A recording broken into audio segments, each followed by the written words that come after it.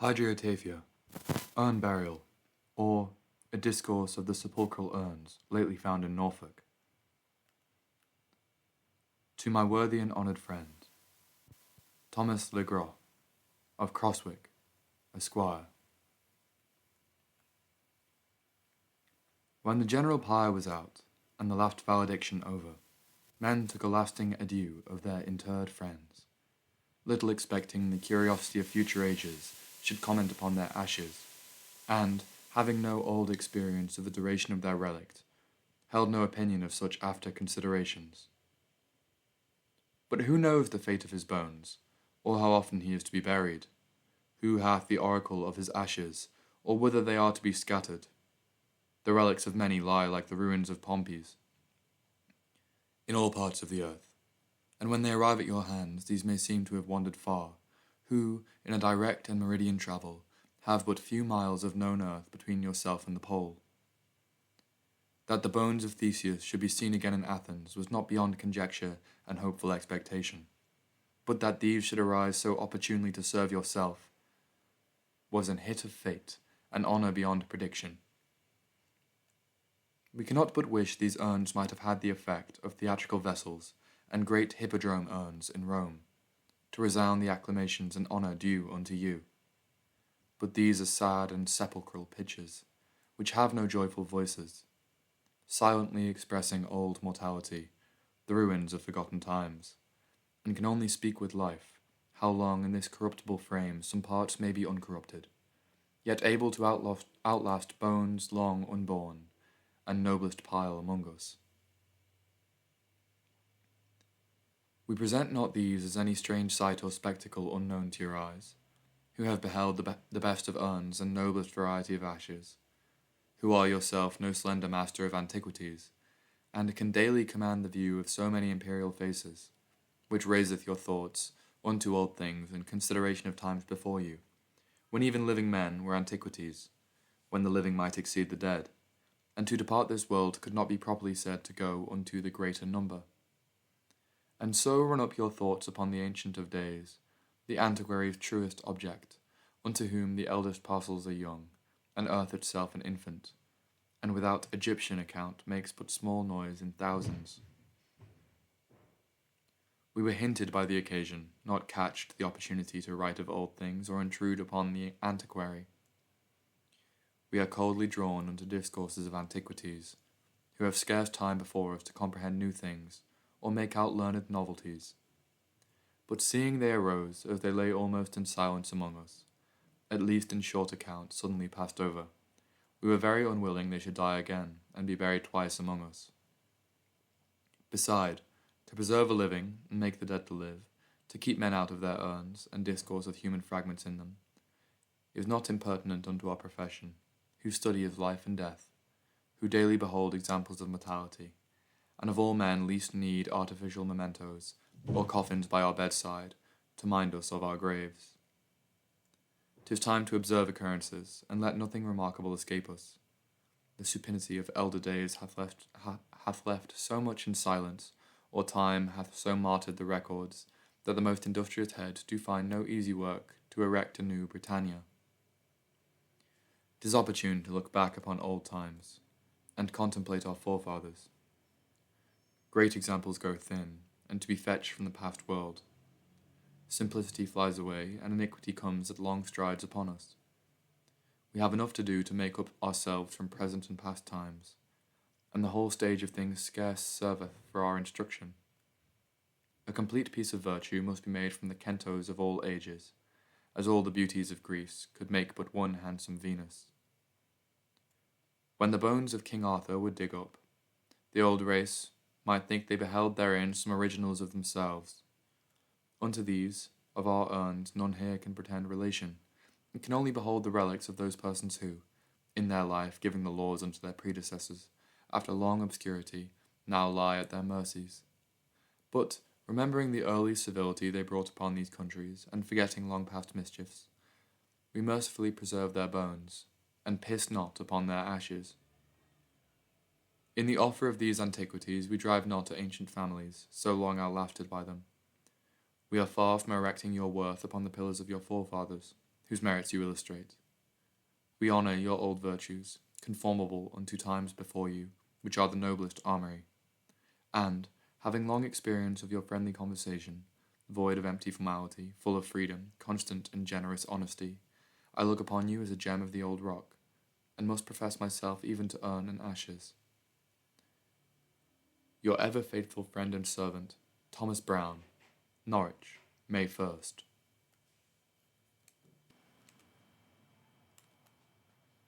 Hydriotaphia, Chapter 1.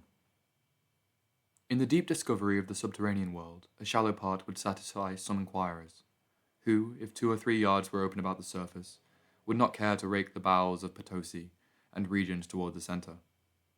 Nature hath furnished one part of the earth, and man another. The treasures of time lie high, in urns, coins, and monuments, scarce below the roots of some vegetables. Time hath endless rarities, and shows of all varieties, which reveals old things in heaven, makes new discoveries in earth, and even earth itself a discovery. That great antiquity, America, lay buried for thousands of years, and a large part of the earth is still in the urn unto us. Though if Adam were made out of an extract of the earth, all parts might challenge a restitution, yet few have returned their bones far lower than they might receive them, not affecting the graves of giants under hilly and heavy coverings, but content with less in their own depth, have wished their bones might lie soft, and the earth be light upon them. Even such as hope to rise again would not be content with central interment, or so desperately to place their relics as to lie beyond discovery, and in no way to be seen again, which happy contrivance hath made communication with our forefathers, and left unto our view some parts, which they never beheld themselves.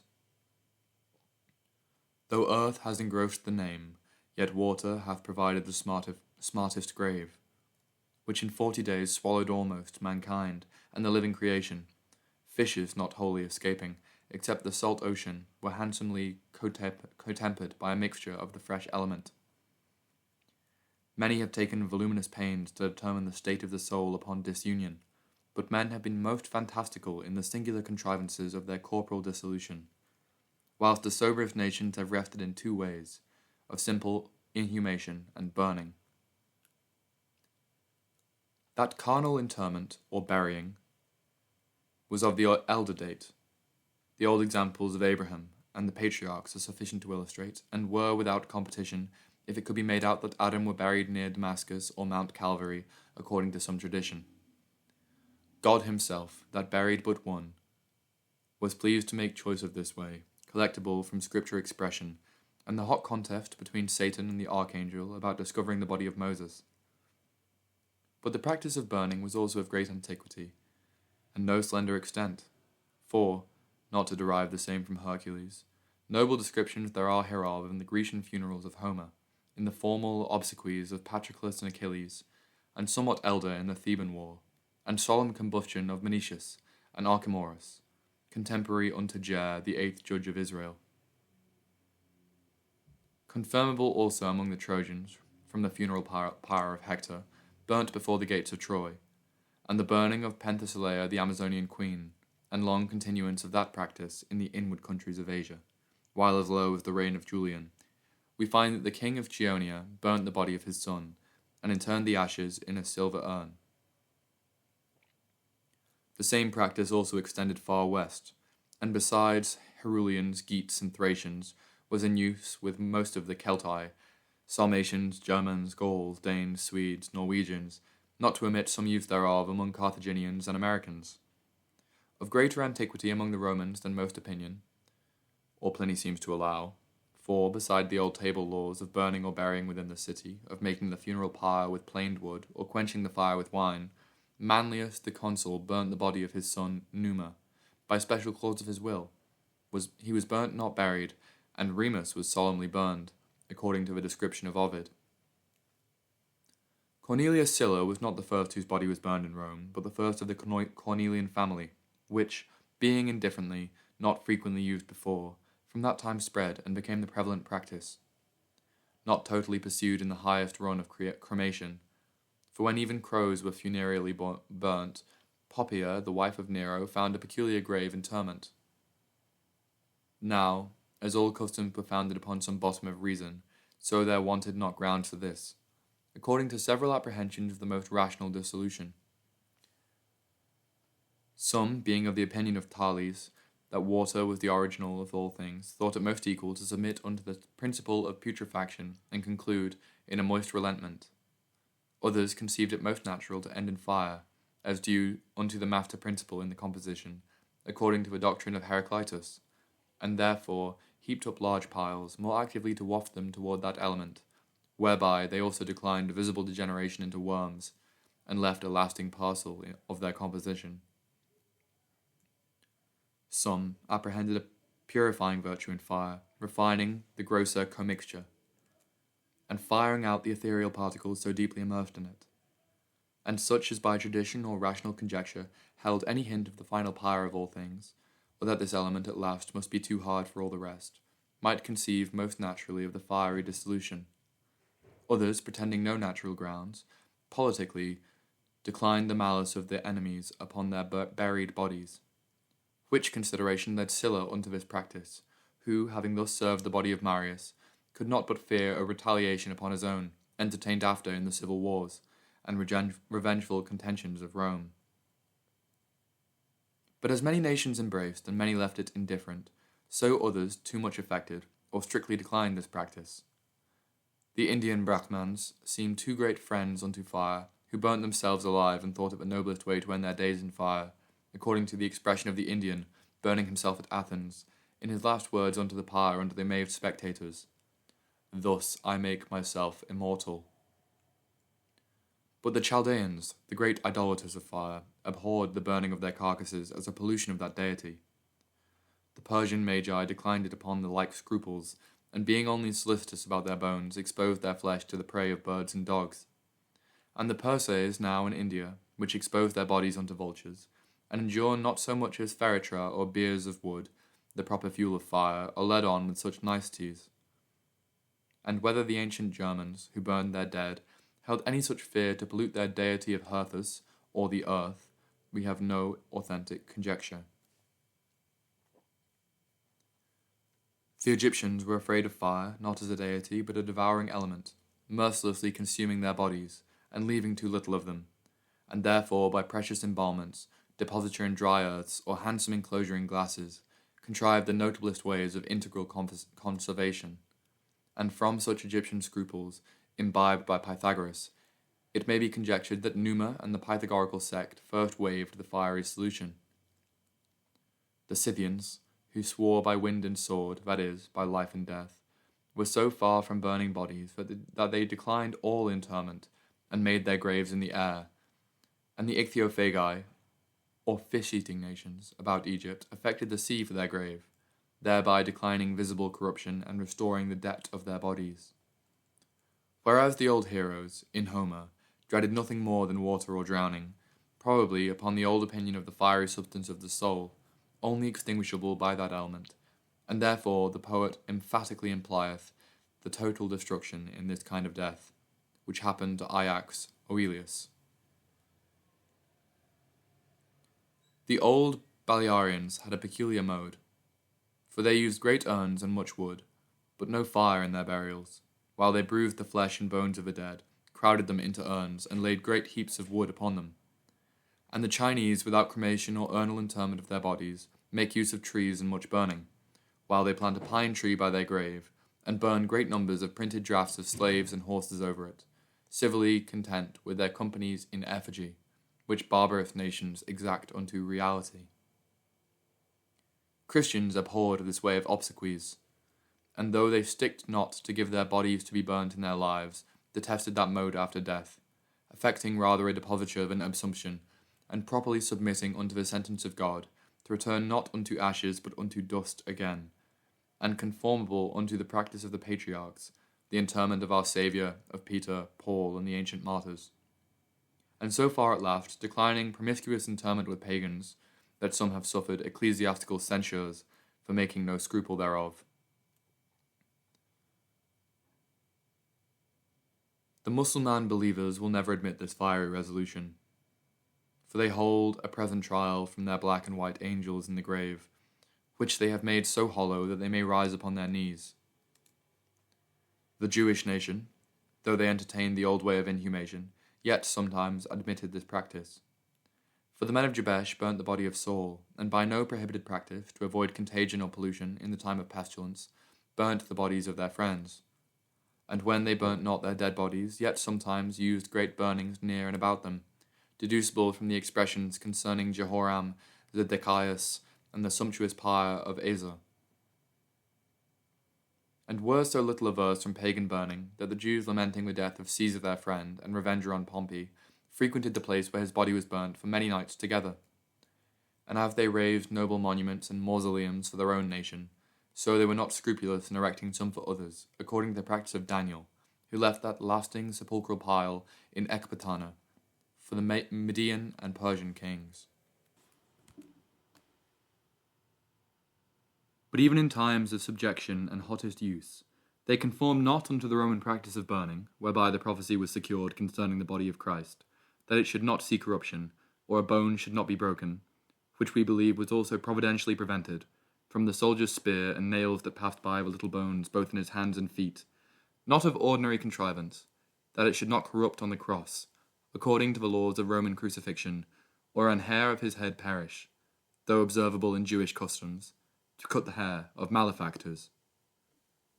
Nor, in their long cohabitation with Egyptians, crept into a custom of their exact embalming, wherein, deeply slashing the muscles and taking out the brains and entrails, they had broken the subject of so entire a resurrection, nor fully answered the types of Enoch, Elijah, or Jonah, which yet to prevent or restore was of equal facility unto that rising power, able to break the fasciations and bands of death, to get clear out of the cerecloth, and 100 pounds of ointment, and out of the sepulchre before the stone was rolled from it. But though they embraced not this practice of burning, yet entertained they many ceremonies agreeable unto Greek and Roman obsequies. And he that observeth their funeral feasts, their lamentations at the grave, their music and weeping mourners, how they closed the eyes of their friends, how they washed, anointed, and kissed the dead, may easily conclude these were not mere pagan civilities, but whether that mournful burthen, and treble calling out after Absalom, had any reference unto the last conclamation and triple valediction used by other nations, we hold but a wavering conjecture. Civilians make sepulture but of the law of nations. Others do naturally found it and discover it also in animals. They that are so thick-skinned as still to credit the story of the phoenix may say something for animal burning. More serious conjectures find some example of sepulture in elephants, cranes, the sepulchral cells of pismires, and practice of bees, which civil society carrieth out their dead, and hath exequies, if not interments. Chapter 2. The solemnities, ceremonies, rites of their cremation or interment, so solemnly delivered by authors, we shall not disparage our readers to repeat. Only the last and lasting part in their urns, collected bones and ashes, we cannot wholly omit or decline that subject, which occasion lately presented in some discovered among us. In a field of old Walsingham, not many months past, were digged up between 40 and 50 urns, deposited in a dry and sandy soil, not a yard deep, nor far from one another, not all strictly of one figure, but most answering these described, some containing 2 pounds of bones and teeth, with fresh impressions of their combustion, besides the extraneous substances like pieces of small boxes or combs handsomely wrought, handles of small brass instruments, brazen, nippers, and in some one kind of opal. Near the same plot of ground, for about 6 yards compass, were digged up coals and incinerated substances, which begat conjecture that this was the ustrina, or place of burning their bodies, or some sacrificing place unto the manes, which was properly below the surface of the ground, as the arai and altars unto the gods and heroes above it. That these were the urns of Romans from the common custom and place where they were found is no obscure conjecture, not far from a Roman garrison, but 5 miles from Brancaster, set down by ancient record under the name of Branodunum, where the adjoining town, containing 7 parishes in no very different sound but Saxon termination, still retains the name of Burnham, which, being an early station, it is not improbable the neighbour parts were filled with habitations, either of Romans themselves or Britons Romanized, which observed the Roman customs. Nor is it improbable that the Romans early possessed this country. For though we meet not with such strict particulars of these parts before the new institution of Constantine, and military charge of the Count of the Saxon shore, and that about the Saxon invasions, the Dalmatian horsemen were in the garrison of Brancaster, yet in the time of Claudius, Vespasian, and Severus, we find no less than 3 legions dispersed through the province of Britain. And as high as the reign of Claudius, a great overthrow was given unto the Iceni, by the Roman lieutenant Ostorius. Not long after, the country was so molested that, in hope of a better state, Prastargus bequeathed his kingdom unto Nero and his daughters, and Boudica, his queen, fought the last decisive battle with Paulinus. After which time, and conquest of Agricola, the lieutenant of Vespasian, probable it is they wholly possessed this country, ordering it into garrisons or habitations best suitable with their securities. And so some Roman habitation is not improbable in these parts, as high as the time of Vespasian, where the Saxons after seated, in whose thin-filled maps we find the name of Walsingham. Now if the Iceni were but Gabidims, Anconians, or men that lived in an angle, wedge, or elbow of Britain, according to the original etymology, this country will challenge the emphatical appellation, as most properly making the elbow or Icen of Icenia. That Britain was notably populous is undeniable from that expression of Caesar. That the Romans themselves were early in no small numbers, 70,000, with their associates slain, by Boudica affords a sure account. And though not many Roman habitations are now known, yet some, by old works, rampiers, coins, and urns, do testify their possessions.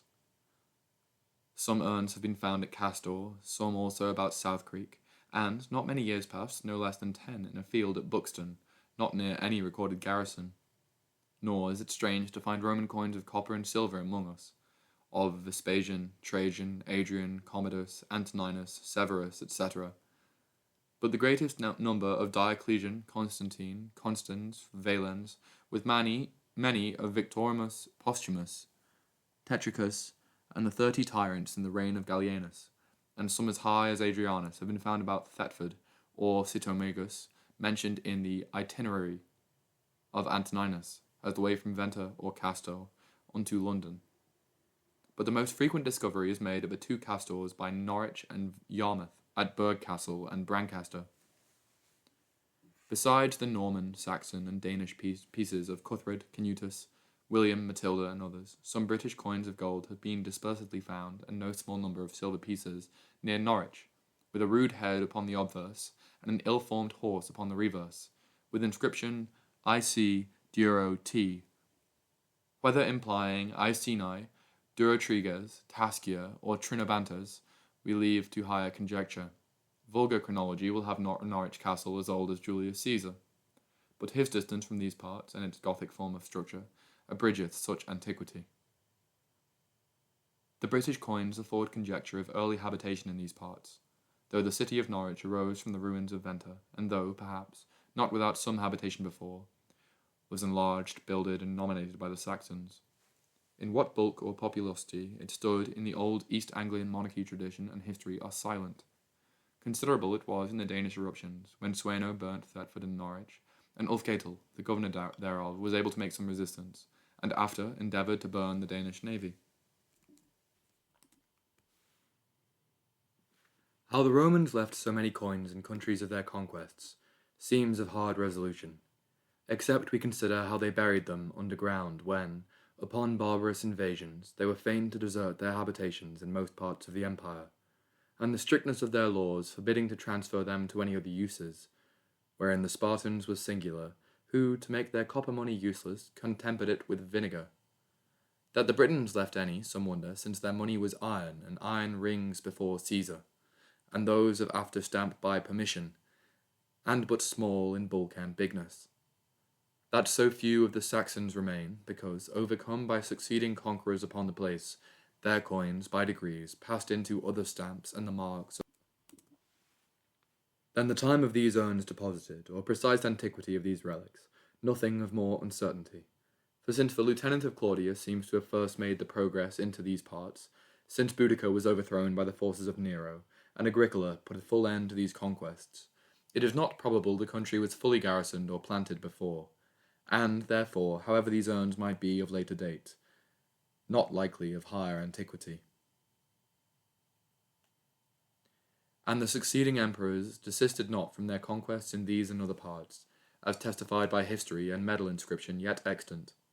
The province of Britain, in so divided a distance from Rome, beholding the faces of many imperial persons, and in large accounts no fewer than Caesar, Claudius, Britannicus, Vespasian, Titus, Adrian, Severus, Commodus, Geta, and Caracalla. A great obscurity herein, because no medal or emperor's coin enclosed, which might denote the date of their interments, observable in many urns, and found in those of Spitalfields, by London, which contain the coins of Claudius, Vespasian, Commodus, Antoninus, attended with lacrimatories, lamps, bottles of liquor, and other appurtenances of affectionate superstition, which in these rural interments were wanting. Some uncertainty there is from the period or term of burning, or the cessation of that practice. Macrobius affirmeth it was disused in his days, but most agree, though without authentic record, that it ceased with the Antonine, most safely to be understood after the reign of those emperors which assumed the name of Antoninus, extending unto Heliogabalus, not strictly after Marcus Antoninus. For about 50 years later we find the magnificent burning and consecration of Servus, and, if we so fix this period or cessation, these urns will challenge above 1300 years. But whether this practice was only then left by emperors and great persons, or generally about Rome, and not in other provinces, we hold no authentic account. For, after Tertullian, in the days of Minucius, it was obviously objected upon Christians that they condemned the practice of burning. And we find a passage in Sidonius, which asserteth that practice in France unto a lower account, and, perhaps, not fully disused till Christianity fully established, which gave the final extinction to these sepulchral bonfires.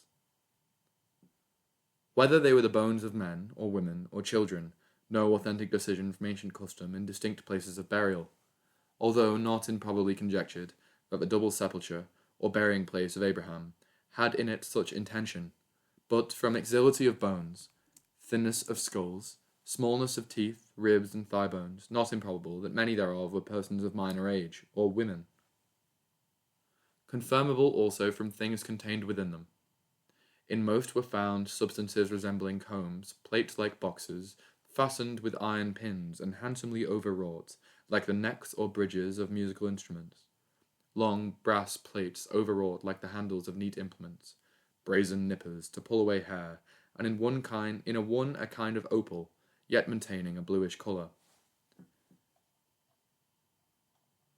Now that they are accustomed to burn or bury with them things wherein they excelled, delighted, or which were dear unto them, either as farewells unto all pleasure, or vain apprehension that they might use them in the other world, is testified by all antiquity, observable from the gem or beryl ring upon the finger of Cynthia, the mistress of Propertius, when, after her funeral pyre, her ghost appeared unto him, and notably illustrated from the contents of that Roman urn preserved by Cardinal Farnese, wherein, besides great number of gems with heads of gods and goddesses, were found an ape of agate, a grasshopper, an elephant of amber, a crystal ball, 3 glasses, 2 spoons, and 6 nuts of crystal.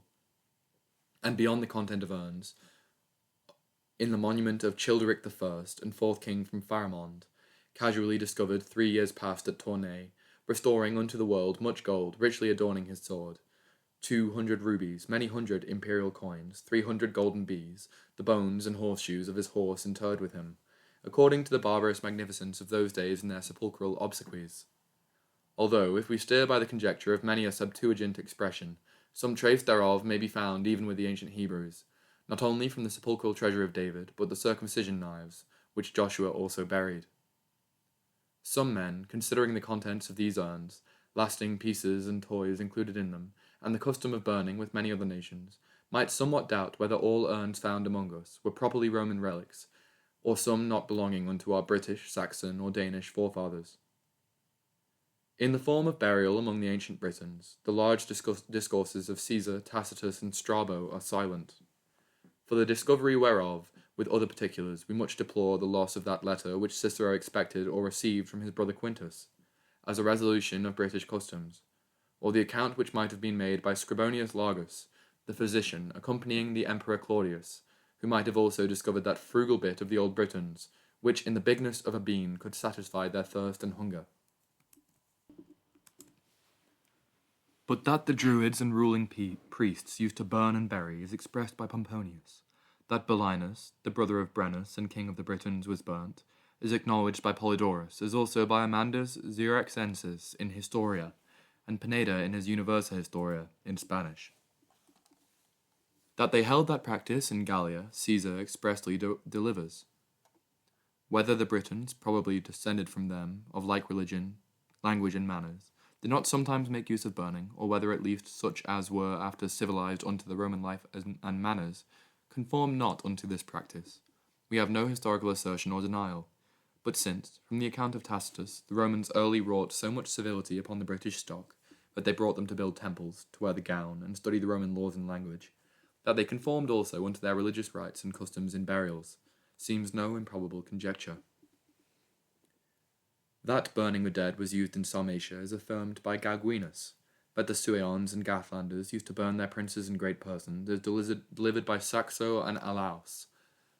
That this was the old German practice is also asserted by Tacitus, and though we are bare in historical particulars of such obsequies in this island, or that the Saxons, Jutes, and Angles burnt their dead, yet came they from parts where it was of ancient practice, the Germans using it, from whom they were descended.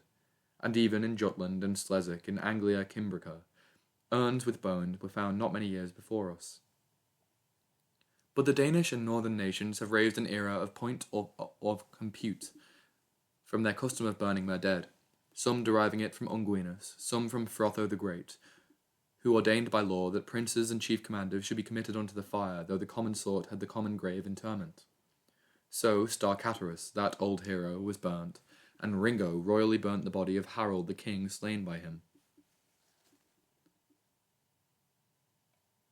What time this custom generally expired in that nation we discern no assured period, whether it ceased before Christianity or, upon their conversion, by Oscurius the Gaul, in the time of Ludovicus Pius, the son of Charles the Great, according to good computes, or whether it might not be used by some persons, while for 180 years paganism and Christianity were promiscuously embraced among them, there is no assured conclusion. About which times the Danes were busy in England, and particularly infested this country, where many castles and strongholds were built by them or against them, and a great number of names and families still derived from them. But since this custom was probably disused before their invasion or conquest, and the Romans confessedly practised the same since their possession of this island, the most assured account will fall upon the Romans, or Britons Romanized. However, certain it is, that urns conceived of no Roman original are often dug up both in Norway and Denmark, handsomely described, and graphically represented by the learned physician Wormius, and in some parts of Denmark in no ordinary number, as stands delivered by authors exactly describing those countries. And they contained not only bones, but many other substances in them, as knives, pieces of iron, brass, and wood, and one of Norway, a brass gilded Jew's harp. Nor were they confused or careless in disposing the noblest sort, while they placed large stones in circle about the urns or body which they interred, somewhat answerable unto the monument of Rolric stones in England, or sepulchral monument probably erected by Rollo, who after conquered Normandy, where it is not improbable that somewhat might be discovered.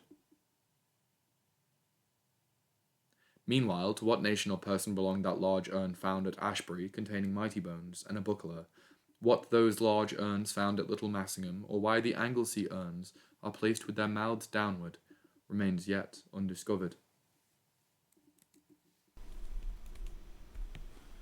Chapter 3. Plastered and whited sepulchres were anciently affected in cadaverous and corrupted burials, and the rigid Jews were wont to garnish the sepulchres of the righteous. Ulysses, in Hecuba, cared not how meanly he lived, so he might find a noble tomb after death. Great princes affected great monuments, and the fair and larger urns contain no vulgar ashes, which makes that disparity in those which time discovereth among us.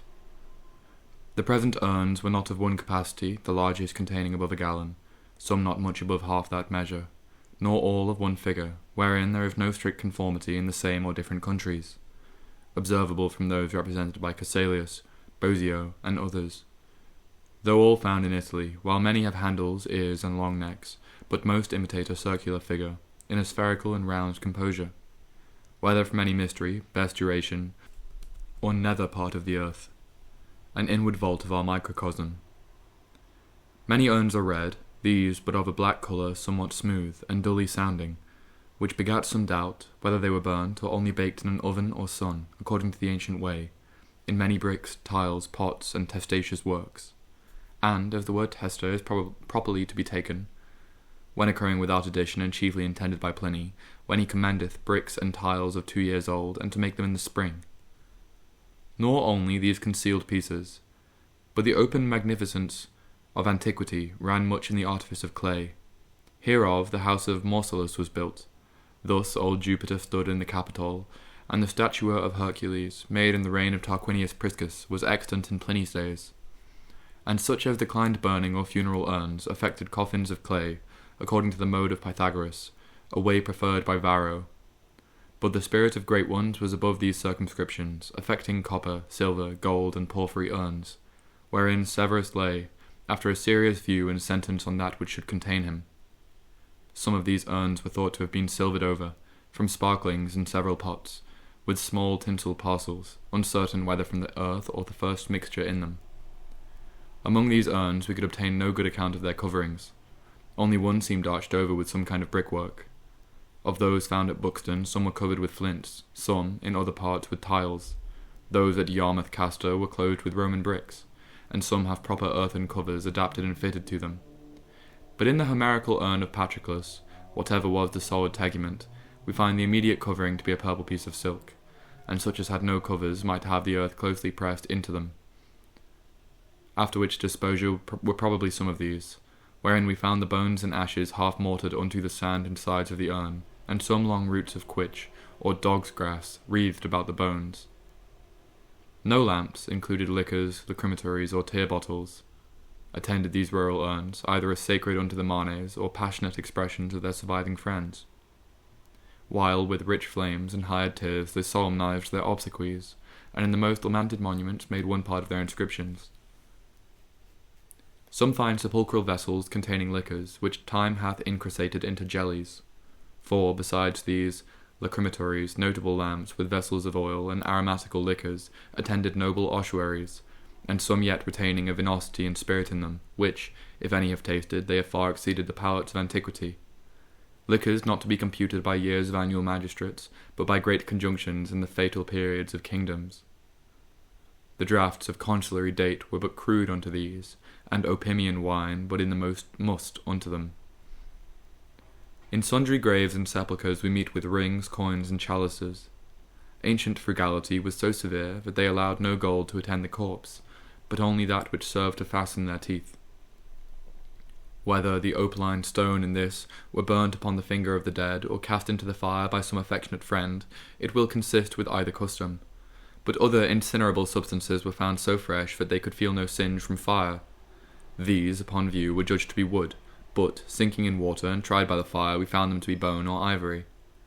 In their hardness and yellow colour they most resembled box, which, in old expressions, found the epithet of eternal, and perhaps in such conservatories might have passed uncorrupted. That bay leaves were found green in the tomb of S. Humbert, after 150 years, was looked upon as miraculous. Remarkable it was unto old spectators that the cypress of the temple of Diana lasted so many 100 years. The wood of the ark and olive rod of Aaron were older at the captivity, but the cypress of the ark of Noah was the greatest vegetable of antiquity, if Josephus were not deceived by some fragments of it in his early days. To omit the more logs and fir trees found underground in many parts of England, the undated ruins of winds, floods, or earthquakes, and which in Flanders still show from what quarter they fell, as generally lying in a northeast position. But though we found not these pieces to be wood, according to first apprehensions, yet we missed not altogether of some woody substance, for the bones were not so clearly picked, but some coals were found amongst them, a way to make wood perpetual, and a fit associate for metal, whereon was laid the foundation of the great Ephesian temple, and which were made the lasting tests of old boundaries and landmarks. Whilst we look on these, we admire not observations of coals found fresh after 400 years. In a long deserted habitation, even eggshells have been found fresh, not tending to corruption. In the monument of King Childeric, The iron relics were found all rusty and crumbling into pieces, but our little iron pins, which fastened the ivory works, held well together and lost not their magnetical quality, though wanting a tenacious moisture for the firmer union of parts. Although it be hardly drawn into fusion, yet that metal soon submitteth unto rust and dissolution. In the brazen pieces we admired not the duration, but the freedom from rust and ill savour upon the hardest attrition. But now exposed unto the piercing atoms of air, in the space of a few months, they begin to spot and betray their green entrails. We conceive not these urns to have descended thus naked as they appear, or to have entered their graves without the old habit of flowers. The urn of Philopoemen was so laden with flowers and ribbons that it afforded no sight of itself. The rigid Lycurgus allowed olive and myrtle. The Athenians might fairly accept against the practice of Democritus to be buried up in honey, as fearing to embezzle a great commodity of their country, and the best of that kind in Europe. But Plato seemed too frugally politic, who allowed no larger monument than would contain 4 heroic verses, and designed the most barren ground for sepulture, though we cannot commend the goodness of that sepulchral ground which was set at no higher rate than the mean salary of Judas. Though the earth had confounded the ashes of these ossuaries, yet the bones were so smartly burnt that some thin plates of brass were found half melted among them, whereby we apprehend that they were not of the meanest caresses, perfunctorily fired, as sometimes in military and common in pestilence burnings, or, after the manner of abject corpses, huddled forth and carelessly burnt, without the Esquiline port at Rome, which was an affront continued upon Tiberius, while they but half burnt his body, and in the amphitheatre, according to the custom in noble malefactors, whereas Nero seemed not so much to fear his death, as that his head should be cut off and his body not burnt entire. Some, finding many fragments of skulls in these urns, suspected a mixture of bones.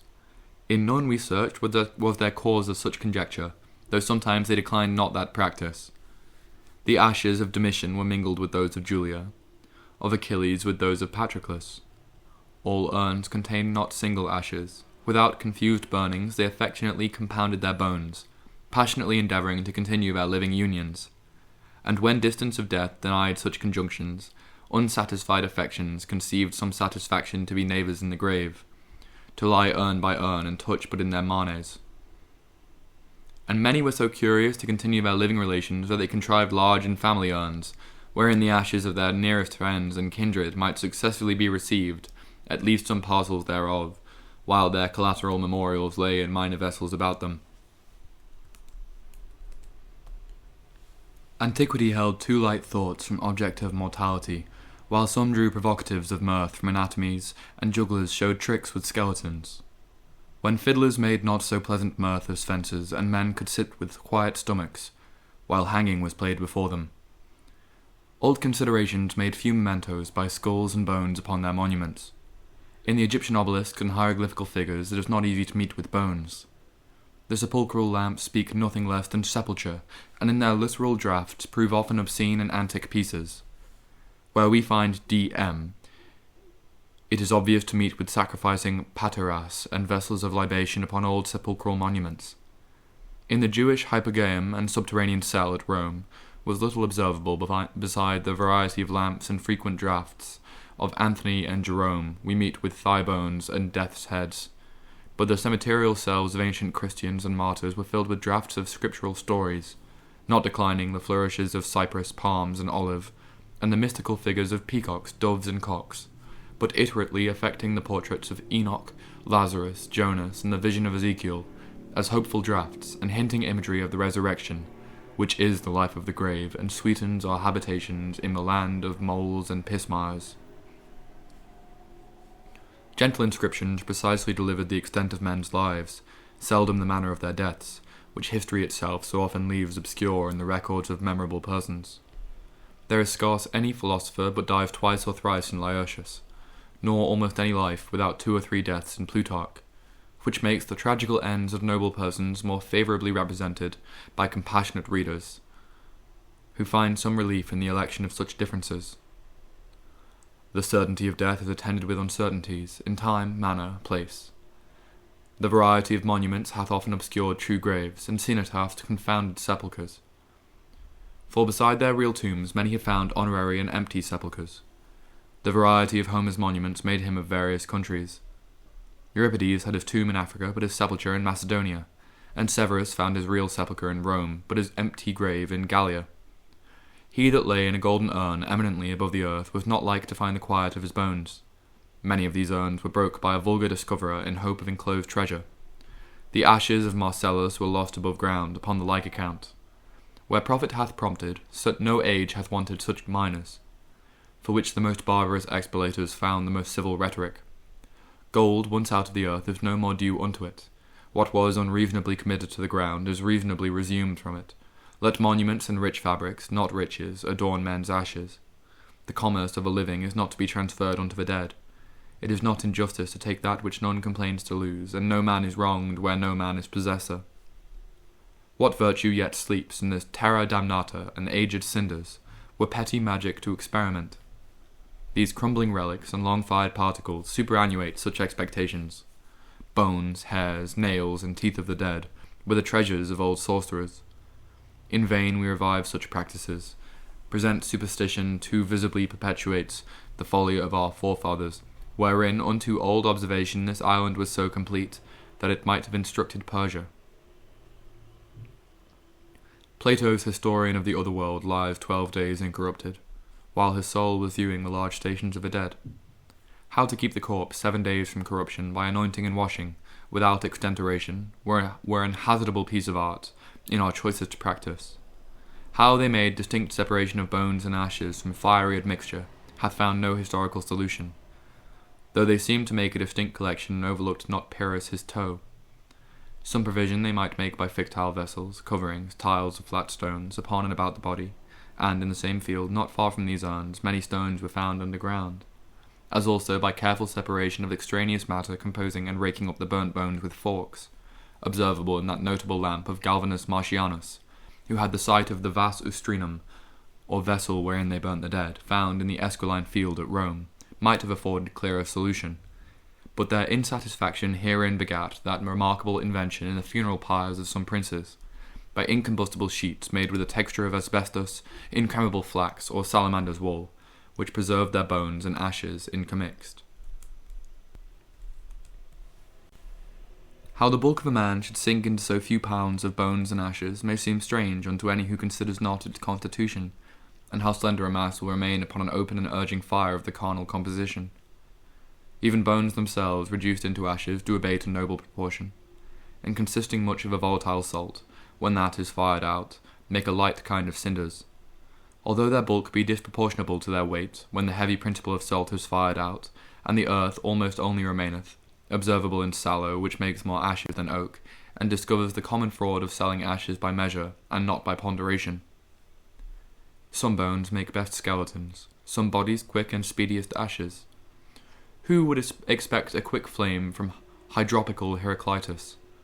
The poisoned soldier, when his belly brake, put out 2 pyres in Plutarch. But in the plague of Athens, 1 private pyre served 2 or 3 intruders, and the Saracens burnt in large heaps. By the king of Castile, they showed how little fuel suffices. Though the funeral pyre of Patroclus took up 100 feet, a piece of an old boat burnt Pompey, and if the burden of Isaac was sufficient for a holocaust, a man may carry his own pyre. From animals are drawn good burning lights and good medicines against burning. Though the seminal humour seems of a contrary nature to fire, yet the body completed proves a combustible lump, wherein fire finds flame even from bones, and some fuel almost from all parts, though the metropolis of humidity seems least disposed unto it, which might render the skulls of these urns less burned than other bones. But all flies or sinks before fire almost in all bodies. When the common ligament is dissolved, the attenuable parts ascend, the rest subside in coal, calx, or ashes. To burn the bones of the king of Edom for lime seems no irrational ferity, but to drink of the ashes of dead relations a passionate prodigality. He that has the ashes of his friend has an everlasting treasure. Where fire takes leave, corruption slowly enters. In bones well burnt, fire makes a wall against itself. Experimented in copals and tests of metals, which consist of such ingredients. What the sun compounds, fire analyzes, does not transmute. That devouring agent leaves almost always a morsel for the earth, whereof all things are but a colony, and which, if time permits, the mother element will have in their primitive mass again. He that looks for urns and old sepulchral relics must not seek them in the ruins of temples, where no religion anciently placed them.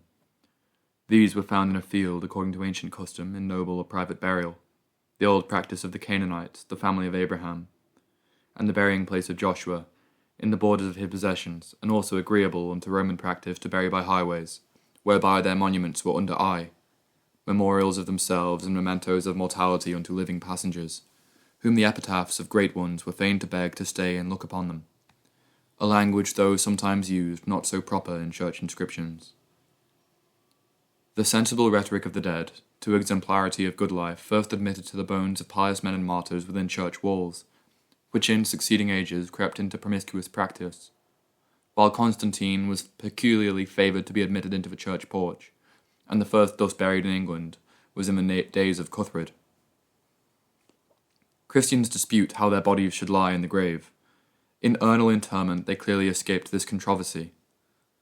Though we decline the religious consideration, yet in cemeterial and narrower burying places, to avoid confusion and cross-position, a certain posture were to be admitted, which even pagan civility observed.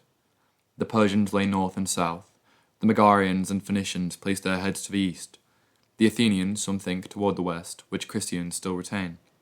And Beda will have it to be the posture of our Saviour. That he was crucified with his face to the west we will not contend with tradition and probable account, but we applaud not the hand of the painter in exalting his cross so high above those on either side, since hereof we find no authentic account in history, and even the crosses found by Helena pretend no such distinction from longitude or dimension. To be knaved out of our graves, to have our skulls made drinking bowls, and our bones turned into pipes, to delight and sport our enemies, are tragical abominations escaped in burning burials.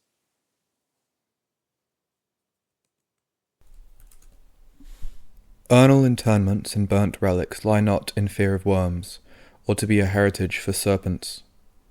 In carnal sepulture corruption seem peculiar unto parts, and some speak of snakes out of the spinal marrow.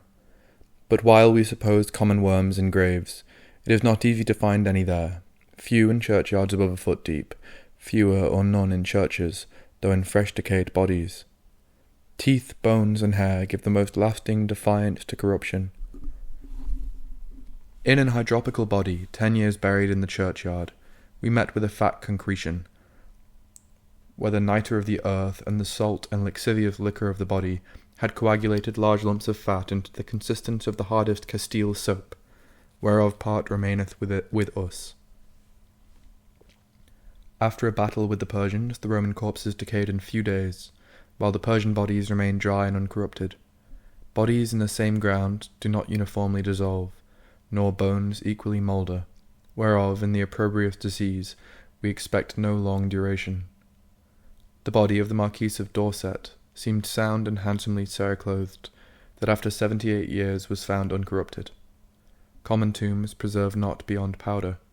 A firmer consistence and compage of parts might be expected from arefaction, deep burial, or charcoal.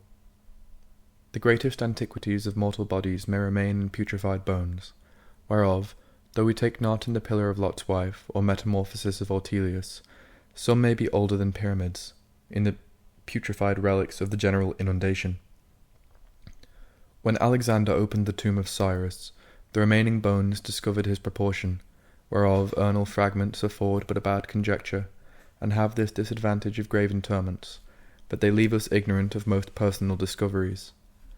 For since bones afford not only rectitude and stability, but figure unto the body, it is no impossible physiognomy to conjecture at fleshy appendices, and after what shape the muscles and carnous parts might hang in their full consistencies. A full-spread carriola shows a well-shaped horse behind. Handsome formed skulls give some analogy of fleshy resemblance. A critical view of bones makes a good distinction of sexes. Even colour is not beyond conjecture, since it is hard to be deceived in the distinction of the Negro skull. Dante's characters are to be found in skulls as well as faces. Hercules is not only known by his foot. Other parts make out their comproportions and inferences upon whole or parts. And since the dimensions of the head measure the whole body, and the figure thereof gives conjecture of the principal faculties, physiognomy outlives ourselves and ends not in our graves. Severe contemplators, observing these lasting relics, may think them good monuments of persons past, little advantage to future beings, and, considering that power which subdueth all things unto itself, that can resume the scattered atoms or identify out of anything, conceive it superfluous to expect a resurrection out of relics. But the soul subsisting, or the matter, clothed with due accidents, may salve the individuality.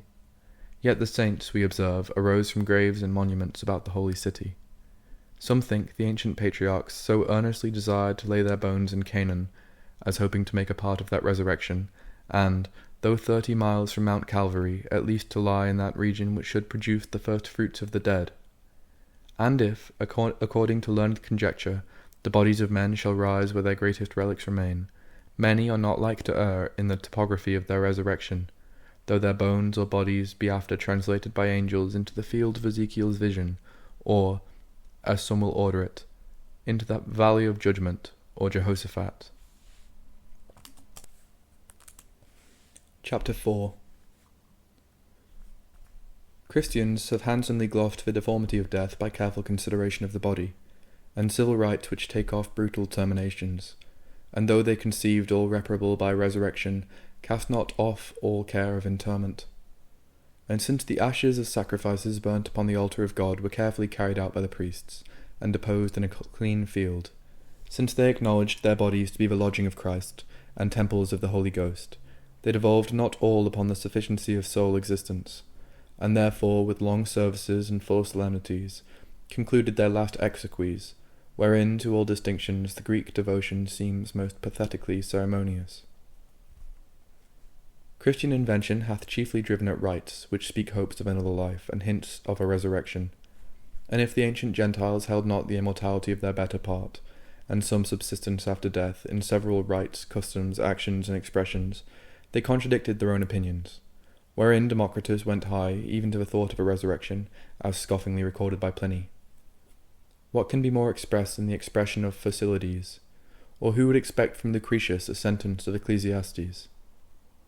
Before Plato could speak, the soul had wings in Homer, which fell not but flew out of the body into the mansions of the dead, who also observed that handsome distinction of Demas and Soma, for the body conjoined to the soul, and the body separated from it.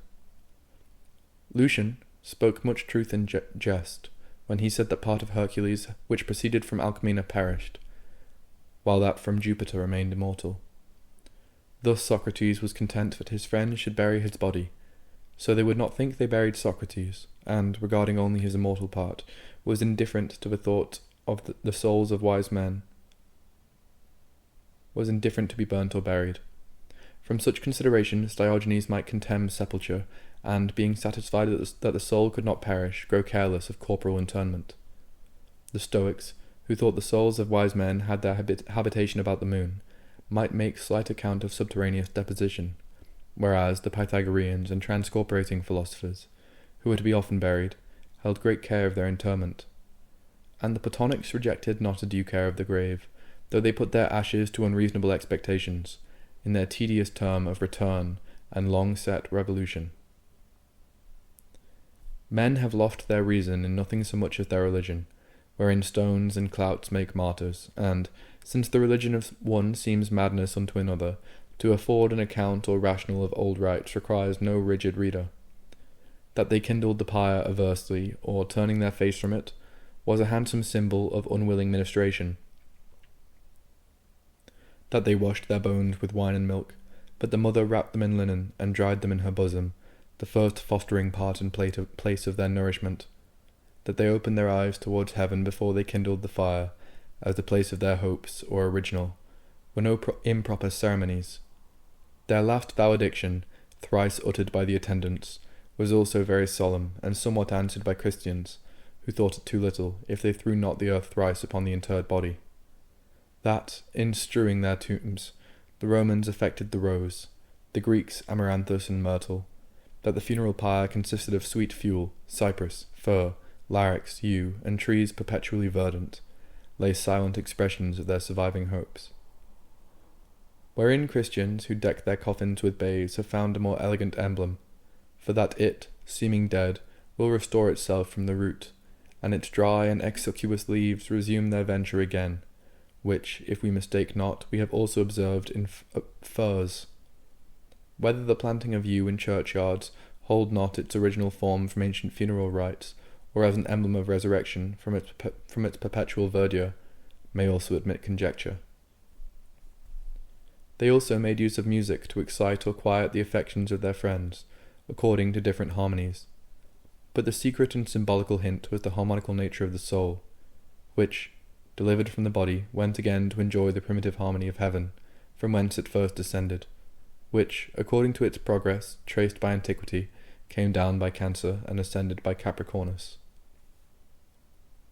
They burnt not children before their teeth appeared, as apprehending their bodies too tender a morsel for fire, and that their gristly bones would scarce leave separable relics after the pyral combustion. That they kindled not fire in their houses for some days after was a strict memorial of a late afflicting fire, and mourning without hope, they had a happy fraud against excessive lamentation, by a common opinion that deep sorrows disturbed their ghosts. That they buried their dead on their backs, or in a supine position, seems agreeable unto profound sleep, and common posture of dying, contrary to the most natural way of birth, nor unlike our pendulous posture in the doubtful state of the womb. Diogenes was singular, who preferred a prone situation in the grave, and some Christians like neither, who decline the figure of rest, and make choice of an erect posture. That they carried them out of the world with their feet forward, not inconsonant unto reason, as contrary unto the native posture of man, and his production first into it, and also agreeable but unto their opinions, while they bid adieu unto the world, not to look again upon it. Whereas Mahometans, who think to return to a delightful life again, are carried forth with their heads forward, and looking toward their houses. They close their eyes as parts which first die or first discover the sad effects of death, but their iterated clamations to excitate their dying or dead friends, or evoke them unto life again, was a vanity of affection, as not presumably ignorant of the critical tests of death, by apposition of feathers, glasses, and reflection of figures, which dead eyes represent not, which, however, not strictly verifiable in flesh and warm cadavers, could hardly elude the test in corpses of 4 or 5 days. That they sucked in the last of their expiring friend's breath was surely a practice of no medical institution, but a loose opinion that the soul passed out that way, and a fondness of affection from some Pythagorical foundation that the spirit of one body passed into another, which they wished might be their own. That they poured oil upon the pyre was a tolerable practice, while the intention rested in facilitating the ascension, but to place good omens in the quick and speedy burning, to sacrifice unto the winds for a despatch in this office, was a low form of superstition. The archimime or jester attending the funeral train and imitating the speeches, gesture, and manners of a deceased was too light for such solemnities, contradicting their funeral orations and doleful rites of the grave. That they buried a piece of money with them as a fee of the Elysian ferryman was a practice full of folly, but the ancient custom of placing coins in considerable urns, and the present practice of burying medals in the noble foundations of Europe, are laudable ways of historical discoveries in actions, persons, chronologies, and posterity will applaud them. We examine not the old laws of sepulture, exempting certain persons from burial or burning, but hereby we apprehend that these were not the bones of persons planet-struck or burnt with fire from heaven, no relics of traitors to their country, self-killers, or sacrilegious malefactors, persons in old apprehension unworthy of the earth, condemned unto the Tartarus of hell and bottomless pit of Pluto, from whence there was no redemption. Nor were only many customs questionable in order to their obsequies, but also sundry practices, fictions, and conceptions, discordant or obscure, of their state and future beings. Whether unto 8 or 10 bodies of men to add one of a woman, as being more inflammable and unctuously constituted for better pyral combustion, were any rational practice, or whether the complaint of Periander's wife be tolerable, that, wanting her funeral burning, she suffered intolerable cold in hell, according to the constitution of the eternal house of Pluto, wherein cold makes a great part of their infernal tortures, it cannot pass without some question.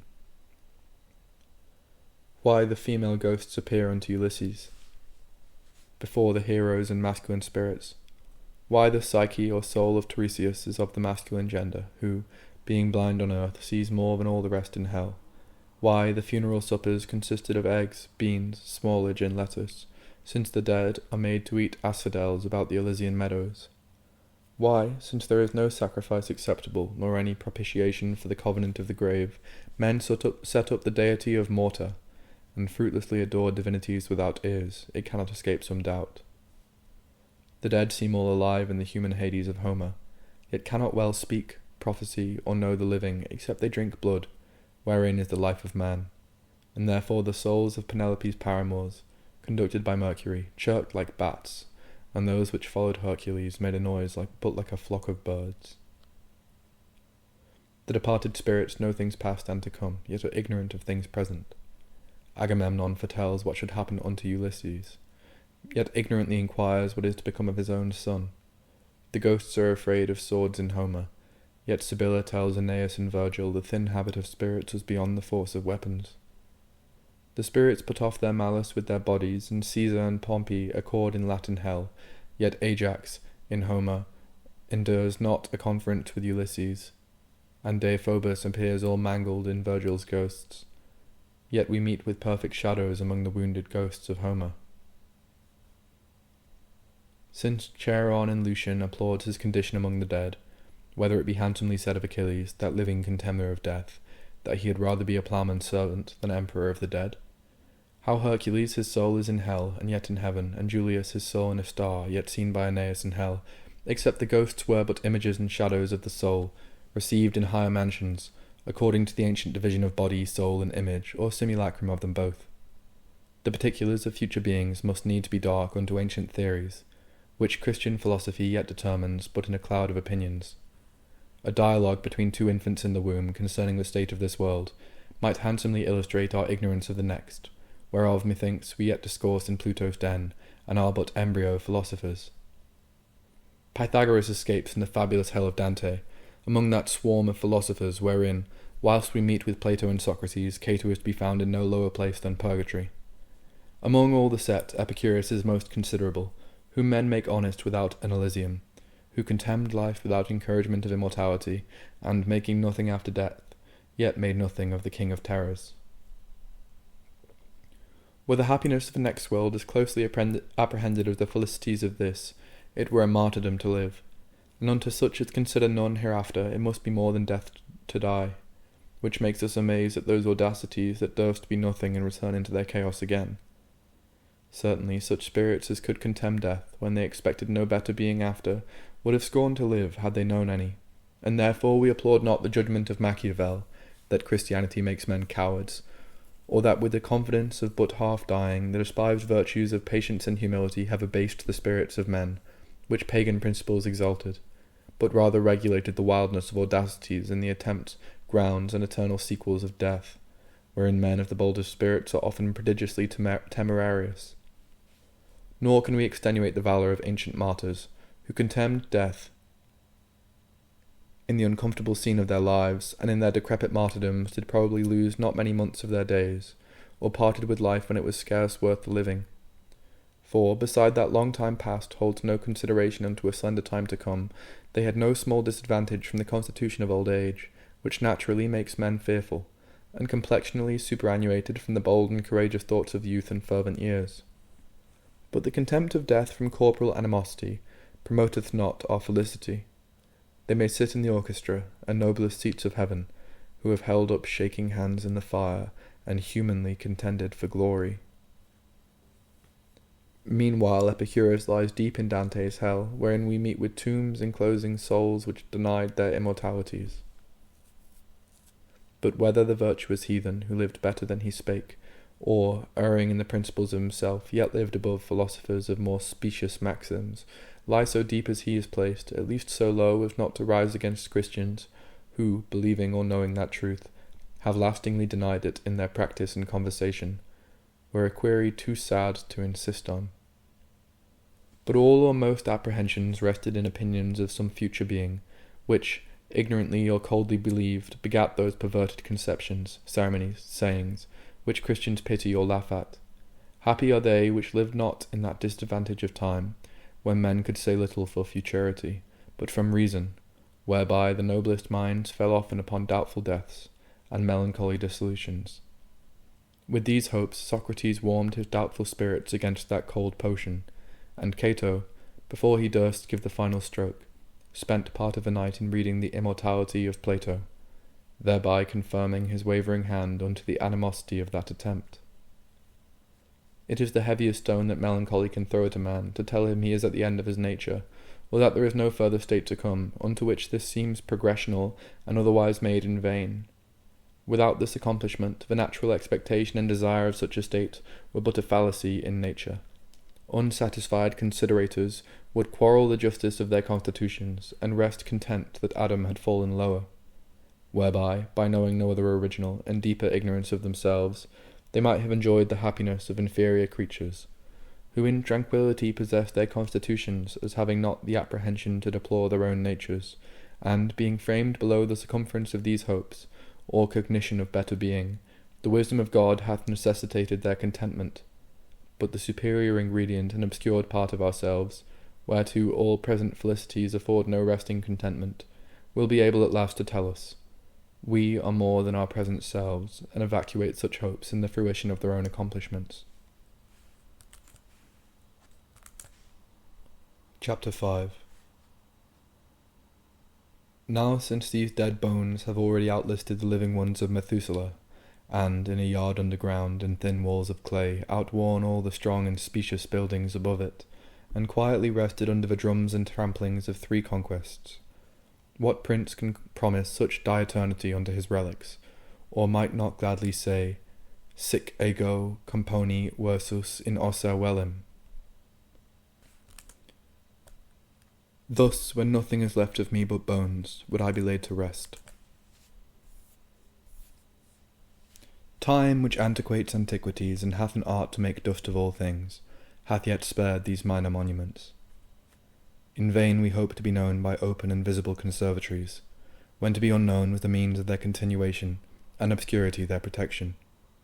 If they died by violent hands, and were thrust into their urns, these bones become considerable, and some old philosophers would honour them, whose souls they conceived most pure, which were thus snatched from their bodies, and to retain a stronger propension unto them, whereas they weariedly left a languishing corpse, and with faint desires of reunion.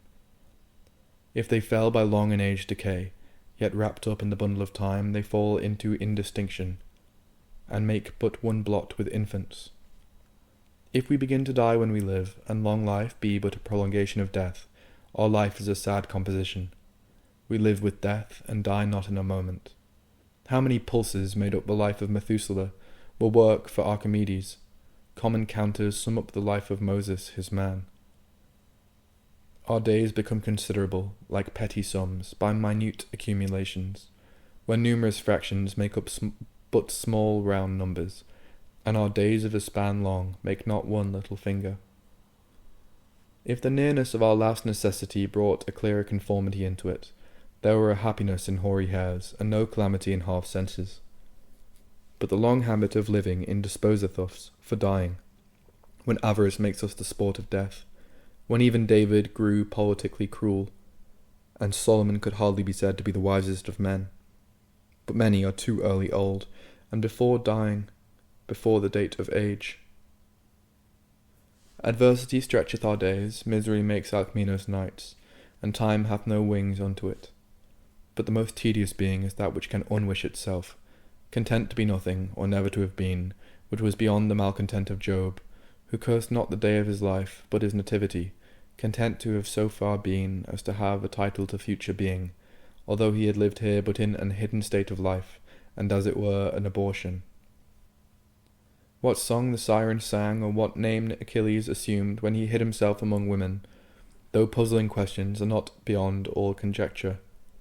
What time the persons of these ossuaries entered the most famous nations of the dead, and slept with princes and counsellors, might admit a wide solution, but who were the proprietaries of these bones, or what bodies these ashes made up, were a question above antiquarism, not to be resolved by man, nor easily perhaps by spirits, except we consult the provincial guardians, or tutelary observators. Had they made as good provision for their names as they have done for their relics, they had not so grossly erred in the art of perpetuation. But to subsist in bones and be but pyramidally extant is a fallacy in duration. Vain ashes, which in the oblivion of names, persons, times, and sexes have found them to themselves a fruitless continuation, and only arise unto late posterity as emblems of mortal vanities, antidotes against pride, vain glory, and madding vices, pagan vainglories which thought the world might last forever, had encouragement for ambition, and finding no atropos unto the immortality of their names, were never damped with the necessity of oblivion. Even old ambitions had the advantage of ours, in the attempt of their vainglories, who, acting early and before the probable meridian of time, have by this time found great accomplishment of their designs, whereby the ancient heroes have already outlasted their monuments and mechanical preservations. But in this latter scene of time we cannot expect such mummies unto our memories, when ambition may fear the prophecy of Elias, and Charles V can never hope to live within 2 Methuselahs of Hector.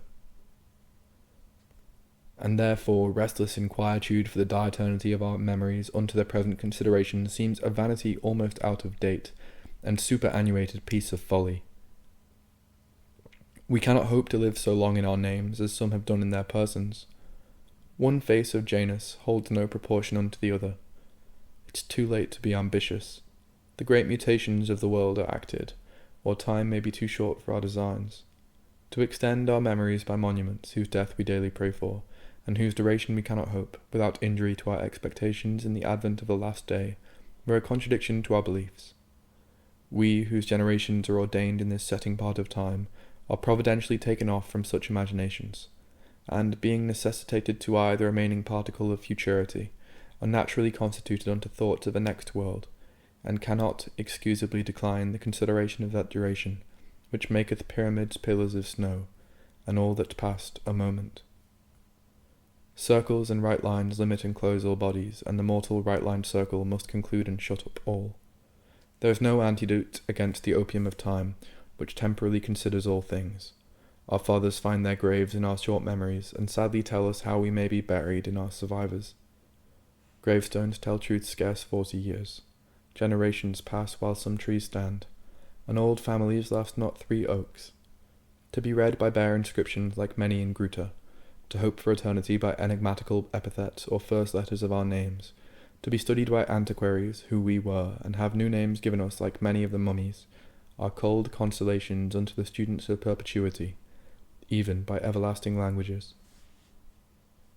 To be content that times to come should only know there was such a man, not caring whether they knew more of him, was a frigid ambition in Cardan, disparaging his horoscopal inclination and judgment of himself. Who cares to subsist like Hippocrates' patients, or Achilles' horses in Homer, under naked nominations, without deserts and noble acts, which are the balsam of our memories, the intellectia and soul of our subsistences? To be nameless in worthy deeds exceeds an infamous history. The Canaan woman lives more happily without a name than Herodias with one. And who had not rather been the good thief than Pilate? But the iniquity of oblivion blindly scattereth her poppy, and deals with the memory of men without distinction to merit of perpetuity. Who can but pity the founder of the pyramids?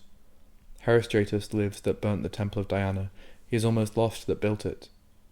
Time hath spared the epitaph of Adrian's horse, confounded that of himself. In vain we compute our felicities by the advantage of our good names, since bad have equal durations, and Thersites is like to live as long as Agamemnon, without the favour of the everlasting register. Who knows whether the best of men be known, or whether there be not more remarkable persons forgot than any that stand remembered in the known account of time? The first man had been as unknown as the last, and Methuselah's long life had been his only chronicle. Oblivion is not to be hired. The greater part must be content to be as though they had not been, to be found in the register of God, not in the record of men. 27 names make up the first story, and the recorded names ever since contain not one living century. The number of the dead long exceedeth all that shall live. The night of time far surpasses the day, and who knows when was the equinox? Every hour adds unto that current arithmetic, which scarce stands one moment. And since death must be the Lucina of life, and even pagans could doubt whether thus to live were to die, since our longest sum sets at right's dissensions, and makes but winter arches, and therefore it cannot be long before we lie down in darkness, have our light in ashes, since the brother of death daily haunts us with dying mementos, and time that grows old in itself bids us hope no long duration. Thy eternity is a dream and folly of expectation. Darkness and light divide the course of time, and oblivion shares with memory a great part even of our living beings. We slightly remember our felicities, and the smartest strokes of affliction leave but short smart upon us. Sense endureth no extremities, and sorrows destroy us all themselves. To weep into stones are fables, afflictions induce callosities, miseries are slippy or fall like snow upon us, which notwithstanding is no unhappy stupidity. To be ignorant of evils to come, and forgetful of evils past, is a merciful provision in nature, whereby we digest the mixture of our few and evil days, and our delivered senses, not relapsing into cutting remembrances, our sorrows are not kept raw by the edge of repetition. A great part of antiquity contented their hopes of subsistency with the transmigration of their souls. A good way to continue their memories, while having the advantage of plural successions, they could not but act something remarkable in such a variety of beings, and enjoying the fame of their past selves, make accumulation of glory unto their last durations. Others, rather than be lost in the uncomfortable night of nothing, were content to recede into the common being, and make one particle of the public soul of all things, which was no more than to return into their unknown and divine original again. Egyptian ingenuity was more unsatisfied, contriving their bodies in sweet consistencies, to attend the return of their souls, but all is vanity, feeding the wind, and folly. Egyptian mummies, which Cambyses or time hath spared, avarice now consumeth. Mummy is become merchandise. Mizraim cures wounds, and Pharaoh is sold for balsams. In vain do individuals hope for immortality, or any patent from oblivion, in preservations below the moon. Men have been deceived even in their flatteries above the sun, and study conceit to perpetuate their names in heaven. The various cosmography of that part hath already varied the names of contrived constellations. Nimrod is lost in Orion, and Osiris in the Dog Star. While we look for incorruption in the heavens, we find that they are but like the earth, durable in their main bodies, alterable in their parts, whereof, beside comets and new stars, perspectives begin to tell tales, and the spots that wander about the sun with Phaeton's favour would make clear conviction. There is nothing strictly immortal but immortality. Whatever hath no beginning may be confident of no end.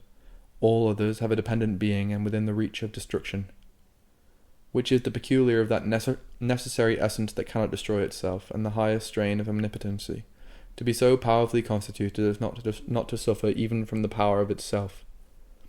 But the sufficiency of Christian immortality frustrates all earthly glory, and the quality of either state after death makes a folly of posthumous memory. God, who can only destroy our souls, and hath assured our resurrection either of our bodies or names, hath directly promised no duration, wherein there is so much of a chance, that the boldest expectants have found unhappy frustration, and to hold long subsistence seems but escape in oblivion. But man is a noble animal, splendid in ashes and pompous in the grave, solemnizing nativities and deaths with equal lustre, nor omitting ceremonies of bravery in the infamy of his nature. Life is a pure flame, and we live by an invisible sun within us. A small fire sufficeth for life. Great flames seemed too little after death, while men vainly affected precious pyres, and to burn like Sardanapalus. But the wisdom of funeral laws found the folly of prodigal blazes, and reduced undoing fires unto the rule of sober obsequies, wherein few could be so mean as not to provide wood, pitch, a mourner, and an urn. 5 languages secured not the epitaph of Gordianus. The man of God lives longer without a tomb than any by one, invisibly interred by angels, and adjudged to obscurity, though not without some marks directing human discovery. Enoch and Elias, without either tomb or burial, in an anomalous state of being, are the great examples of perpetuity, in their long and living memory in strict account being still on this side death, and having a late part yet to act upon this stage of earth. If, in the decretary term of the world, we shall not all die but be changed, according to received translation, the last day will make but few graves, at least quick resurrections will anticipate lasting sepultures. Some graves will be opened before they be quite closed, and Lazarus be no wonder.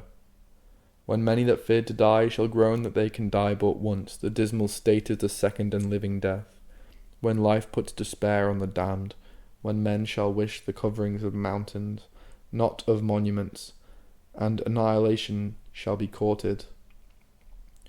While some have studied monuments, others have studiously declined them, and some have been so vainly boisterous that they durst not acknowledge their graves, wherein Alaricus seems most subtle, who had a river turned to hide his bones at its bottom.